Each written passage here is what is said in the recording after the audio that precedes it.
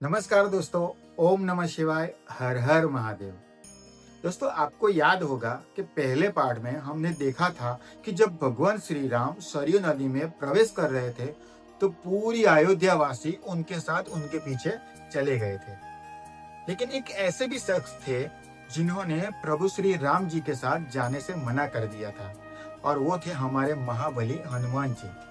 उन्होंने मोक्ष तक को ठुकरा दिया सिर्फ इसीलिए ताकि इस दुनिया में राम जी का नाम जीवित रह सके। लेकिन असली सवाल यहीं से शुरू होता है कि रामायण खत्म होने के बाद हनुमान जी ने क्या किया। क्या वे सच में हिमालय में चले गए? और सबसे हैरान करने वाली बात, वे महाभारत में कैसे पहुंचे? तो दोस्तों, जब द्वापर युग प्रारंभ हुआ और महाभारत की कथा आकार लेने लगी, तब एक बार फिर एक ऐसी शक्ति सक्रिय हुई जो समय से पार थी। वह शक्ति जो त्रेता युग में प्रभु श्री राम की सेवा में थी। महाबली हनुमान हिमालय पर तपस्या में लीन थे, लेकिन जब धर्म पर संकट आता है तो वे मौन नहीं रहते। महाभारत में उनका पहला प्रसंग भीम के साथ जुड़ा हुआ है। उस समय जब पांडव वनवास में थे और भीम एक पुष्प की खोज में वन में भटक रहे थे, तब वे एक स्थान पर पहुंचे जहां मार्ग के बीचों बीच वृद्ध वानर लेटा हुआ था।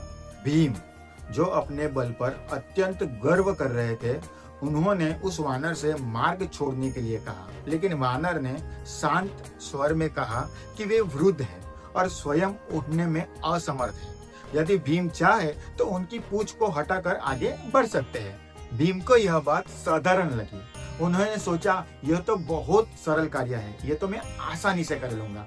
लेकिन जैसे ही उन्होंने उस वानर की पूंछ को उठाने का प्रयास किया, वे आश्चर्यचकित रह गए।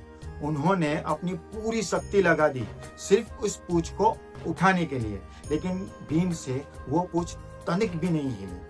उस क्षण भीम को समझ आ गया कि यह कोई साधारण वानर नहीं है। तब उस वानर ने अपना वास्तविक स्वरूप प्रकट किया और वे थे स्वयं हनुमान जी। यह केवल शक्ति का प्रदर्शन नहीं था, यह अहंकार को समाप्त करने का एक पाठ था, क्योंकि भीम और हनुमान जी दोनों ही वायु के पुत्र थे। यह एक बड़े भाई द्वारा छोटे भाई को दी गई सीख थी कि शक्ति के साथ विनम्रता भी आवश्यक है। इसके बाद एक महत्वपूर्ण घटना अर्जुन के साथ होती है। एक बार अर्जुन ने यह विचार व्यक्त किया कि प्रभु श्री राम ने लंका जाने के लिए समुद्र पर पत्थरों से सेतु क्यों बनाया? यदि अर्जुन वहां होते तो अपने बाणों से ही पुल बना सकते थे।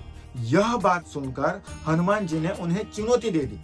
अर्जुन ने अपने दिव्य बाणों से एक पुल बनाया, लेकिन जैसे ही हनुमान जी उस पुल पर चढ़े, वह तुरंत टूट गया। अर्जुन यह देखकर अत्यंत दुखी हो गए और स्वयं को दोषी मानने लगे। उसी समय भगवान श्री राम ने बीच में आए और अर्जुन को समझाया। यह घटना केवल एक परीक्षा थी। एक बार फिर अर्जुन को यह समझाया गया कि अहंकार चाहे कितना भी सूक्ष्म क्यों ना हो, वह विनाश का कारण बन सकता है।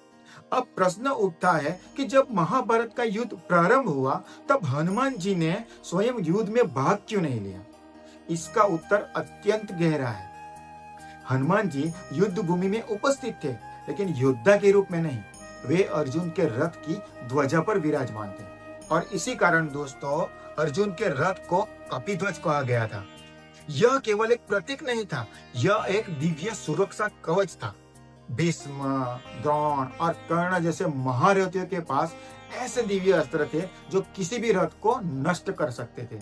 लेकिन अर्जुन का रथ सुरक्षित रहा, क्योंकि उस पर भगवान श्री कृष्ण और ध्वजा पर हनुमान जी स्वयं विराजमान थे। कहा जाता है कि युद्ध के दौरान हनुमान जी की गर्जना से शत्रु सेना का मनोबल टूट जाता था, लेकिन उनकी सबसे बड़ी भूमिका रक्षा करने की थी। इसका प्रमाण युद्ध के अंतिम दिन देखने को मिला। जब युद्ध समाप्त हो गया, तब भगवान श्री कृष्ण ने अर्जुन से पहले रथ से उतरने के लिए कहा। अर्जुन जैसे ही नीचे उतरे, उसके बाद स्वयं श्री कृष्ण भी रथ से उतरे। फिर उन्होंने संकेत किया और उसी क्षण हनुमान जी ध्वजा से अदृश्य हो गए, और तुरंत ही वह रथ आग की लपटों में गिरकर भस्म हो गया। अर्जुन यह देखकर चकित रह गया। तब भगवान श्री कृष्ण ने उन्हें बताया कि यह रथ तो बहुत पहले ही दिव्य अस्त्रों के प्रभाव से नष्ट हो चुका था। अब तक यह केवल इसलिए सुरक्षित था क्योंकि उस पर हनुमान जी और स्वयं भगवान श्री कृष्ण अपनी शक्ति से उसे संभाल रहे थे। इस घटना से यह स्पष्ट हो जाता है कि वास्तविक शक्ति केवल आक्रमण में नहीं बल्कि संरक्षण में भी होती है। हनुमान जी ने बिना शस्त्र उठाए ही पांडवों की विजय सुनिश्चित की और इसके साथ ही दोस्तों द्वापर युग समाप्त हुआ और कलयुग का प्रारंभ हुआ। अब हनुमान जी की भूमिका और भी बदल गई। वे अब केवल युद्ध के रक्षक नहीं रहे बल्कि मानवता के मार्गदर्शन बन गए।